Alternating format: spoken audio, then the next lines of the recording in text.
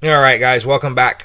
Today what we are going to be doing is we're going to be tuning out a high point magazine. I've already got several videos on this, but I didn't show like the baking and curing of the blue finish on the high point. So I figure now I have better camera equipment, better lighting and audio and stuff, thanks to you guys that support this channel by doing what you guys do with hitting the thumbs up, sharing, and everything that you guys do to help keep the channel. I can now afford a better equipment. So I'm hoping that this will be the final and last one that I have to do. But yeah, so let's get started. So all you're going to need for this project is obviously your magazine, 2 pairs of pliers, and a pocket knife.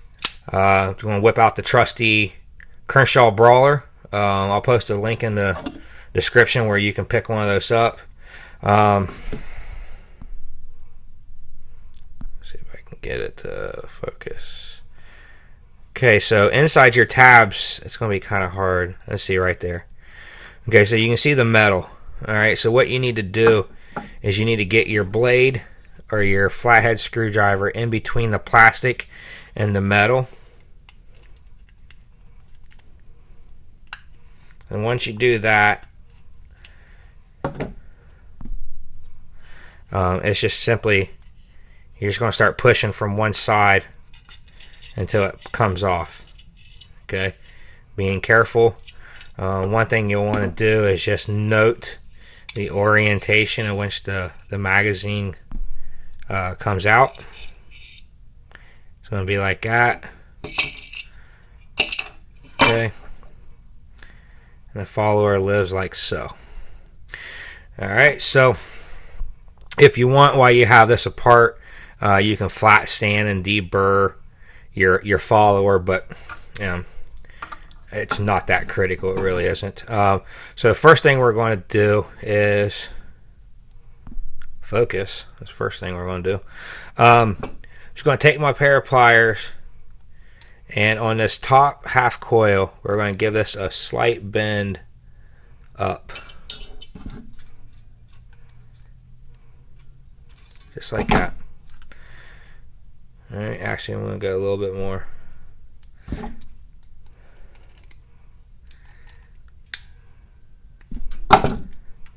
Like so. Alright, and what this is going to do, okay, it's going to change the orientation of which this follower lives in the magazine.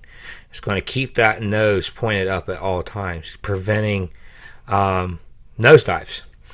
From this point, what we're going to do is I'm just going to basically go down the middle, boom, boom, boom, boom, boom, down up each coil, and we're going to bend it to create another strong point, just like the ends here. The coil is on each end. By going through and bending that, that's going to give another area of spring, basically. So, but to add tension, and on the last round, this last coil, we're going to bend it here, and we're going to bend it here. And then when we flip it and bend it here in the middle, that'll actually straighten everything out. So, let's go ahead and get that going. And a lot of this stuff, it's probably not necessary. Now the top coil is a definite must. Definite must. But the rest of this stuff, it's... I'm not sure how important it all really is.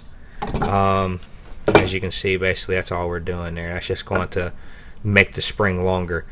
I don't know how important every step of this process that I'm showing you is. I do know this is super critical, but I'm sure that if you just grab this and just really just stretch the holy hell out of this, I'm pretty sure you'd be fine. But this is just something that I have done, and I'm kind of one of them people that, hey, if it works, I'm not changing. Okay, so this is just what I do. Okay, this is a step. When I first figured this all out, I tried it. It was a night and day difference. The gun worked. I've just been doing it like this ever since.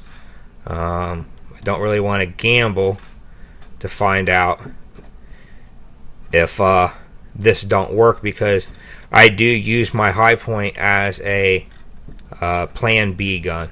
It's a gun I keep stashed in a certain exclosed location that if you know, hey, if I need to grab it, you know, it's there, and I can't gamble with that. So I'm sticking to what I know works. So when you go through and you bend, it'll do this number. I mean, it's physics. So, but once you go back through on the other side, give her a slight bend, things will start to straighten back up. And this is how you know you're doing it right.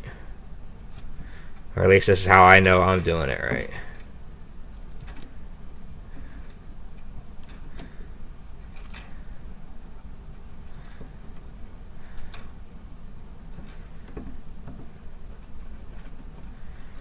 And this has worked for a lot of people. On a lot of my other videos, you know, I've gotten a lot of positive feedback of people saying, you know, that they wouldn't have known what they would have done without my video.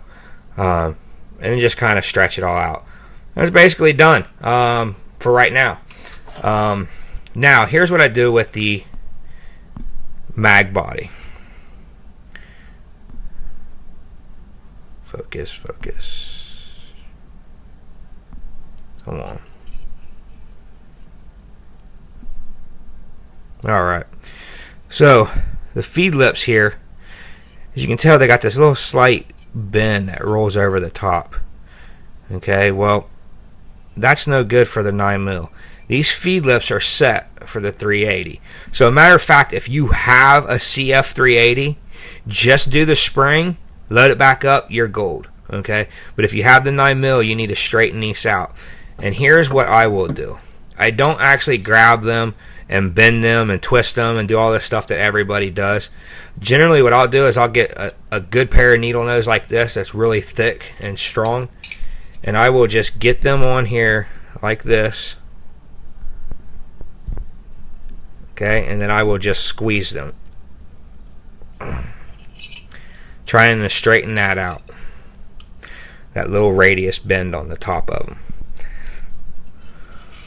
Okay, and that's going to be basically it. I'll load after it's all done. I'll load a round in, make sure that the feed lips aren't interfering with it, and that'll be it. So now let's move on to the case hardening process and finish curing this anodized, and also it will kind of what do you want to call it, case harden the spring. So let's move on to the oven. Alright, so here we go. Basically, we're just going to set it in like so. And I'm going to use this old toaster oven. That way I'm not using my good oven. Considering these are metal parts and stuff. So I use this just for random projects. 350. And we'll just go 20 minutes. Basically, the goal here is to just get it hot enough to where the it soaks the metal with heat. You want the heat to be all the way through the steel. So now we wait for about a half hour, and when it comes out hot, I'm going to Froglube it. You could use any lube. You could literally use WD-40, rim oil, 3-in-1, your gun oil that you have, Hoppy's oil. Don't really matter. Oil is oil at this point, because all you're doing is just you're flashing it when it comes out, and what that's going to do is it's going to be hot. When you hit it with the oil, it's going to rapidly cool the parts, and the oil is actually going to soak into the finish, creating a more smoother, not rough finish. So let's wait. I'm gonna wait here for a half hour. When it comes out hot, I'll get the Froglube and stuff ready. So hang on real quick. Alright, so here we go. Make sure you use your pliers getting these things out, man. They are going to be hot as hell. And how you know it's working is basically they will start smoking. Okay. Alright, and that's why I like to use my that little toaster oven that I have here, because I use it on a lot of times when I'm Froglubing. I use slides and stuff like that, barrels. I'll just put it in the oven there, that little toaster oven, and heat it up. That way the wife ain't crying about me using the regular oven there. And as you can see, when I pulled it out, it it did change the finish there. So now I'm trying to get inside. The spring, as soon as I pull it out, I have cold water running in the sink, and I hit it with the cold water immediately, and that does what's called quenching. So hopefully it should add hardness to the spring. Basically it's a heat treating process.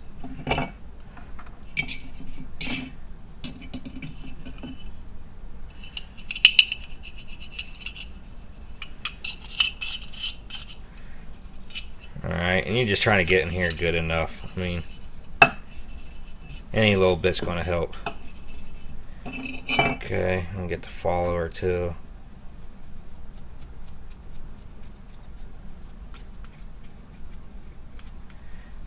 And like I said, you can use any oil. I just I strictly use Froglube, so that's just what I choose to do this with. So let me give this a couple minutes. As you can see, it's like starting to evaporate. This stuff's so hot. So I'm just going to keep on doing this. Just keep applying this until it cools down, and we'll get it back together. We'll check the tolerance on the feed lips, and we'll call the video done. So hang on real quick. Alright, I'd say we're good and cooled down.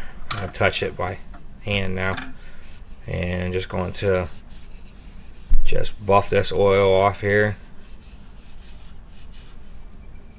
And as you can tell, it has a nice sheen to it now. And then to get the inside of it, basically what I'll do is I'll just take the rag,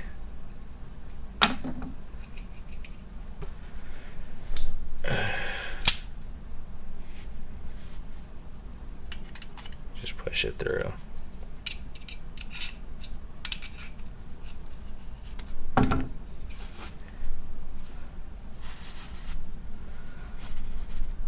Much as I can. Just get the inside.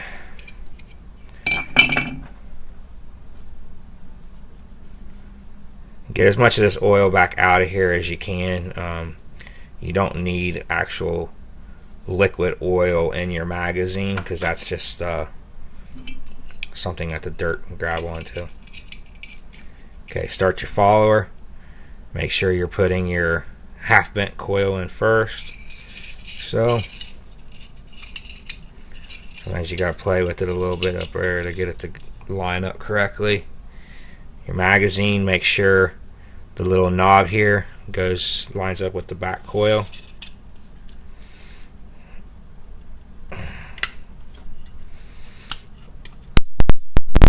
Sometimes they can be a little tough. Okay, now